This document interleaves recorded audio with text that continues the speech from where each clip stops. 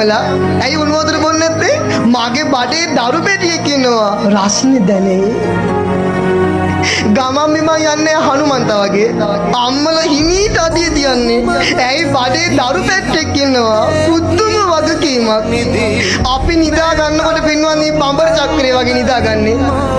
රෑ ඔළුව තියෙන තැන නෙමෙයි උදේ තියෙන්නේ. අම්මලා එක ඉරියව්වෙන් අපිව බඩේ තියාගෙන හිටියා. ආන් ඒ පරයායෙන්ම අම්මලට වඳින්න පින්වන්නේ. දන ගහලා වඳින්න කාට වැන්දේ නැති වුණත් අම්මගේ පාළල වඳින්න.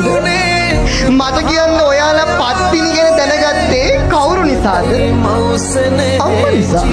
දැන් අම්මා ඔයාව බඩෙන් එළියට දැම්මේ නැත්තම් ඔයා පත්තිනි ගැන දැනගන්නේද? සරස්වතී ගැන දැනගන්නේ? අම්මා තමයි අපිට දෙවිවරු ගැන කියලා දුන්නේ. බුදුහාමුදුරුවෝ මෙයා කියලා අපිට කියලා දුන්නේ අම්මා. පන්සල් එක්ක ගිහිල්ලා ආම් පුතේ බුදු සාදු වැඳපන් කියලා බුදුහාමුදුරුවන්ට වඳින්න අත් දෙක මෙහෙම කරේ අම්මා. අද ඔයාලා බණ ගෙදරක ගිහිල්ලා පන්සල් ගිහිල්ලා ඇඟිලි එකතු කරලා වඳින වාරයක් පාසා ඒ අම්මට අපි ණයයි පින්නොත්.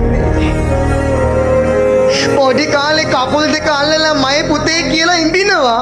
රෝස පාට කකුල් ඉඹ අපේ අම්මා අපිව හැදුවේ.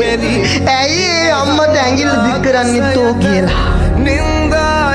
ඔයා කසාද බැන්දාම ගෑනු කෙනා ලොකු කරගන්න බෑ ඔයාට. මොකද කසාද බැන්දෙත් අම්මා නිසා. දැන් අම්මා බඩෙන් එළියට දැම්මේ නැත්නම් අපි කසාද බඳීද? දරුවා හදයිද? අප්‍රේල් 14 එන්නේ අවුරුද්දටම එක වතාවයි. ඒ වුණාට තමන්ගේ ගෑනු ළමයාට ඇඳුම් අරන් දෙනවා අඳින්න තියෙන ඔක්කොම.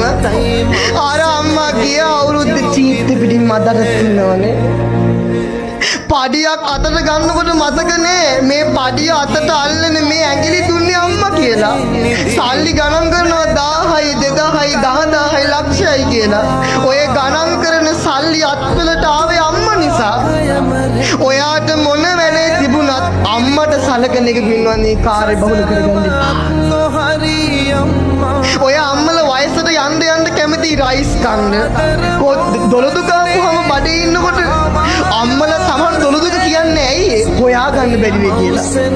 ඊළඟට සමහර ළමයි වගේක් කියනවා එයාලා දිහා බලන්නේ අම්මලා. දන්නවනේ?